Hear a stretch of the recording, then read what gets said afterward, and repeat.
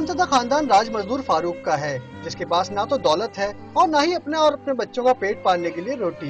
इस पर बदनसीबी ये कि तीनों बच्चे बढ़ती उम्र के साथ साथ माजूर होते जा रहे हैं, लेकिन इलाज के लिए पैसा नहीं। बेचारी माँ अपने बच्चों को देख देख कर रोती रहती है। बस हमारे लिए, हमारे बच्चों के लिए कुछ करे जो चलने लग जाए। मैं खुद झाड़ू बर्तन घरों में करती हूँ, अपने बच्चों को पढ़ाना चाहती हूँ, नहीं पढ़ा सकती।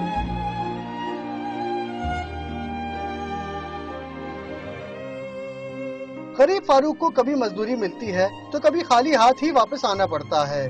उसका कहना है कि बच्चों की बीमारी ने उसकी कमर ही तोड़कर रख दी है।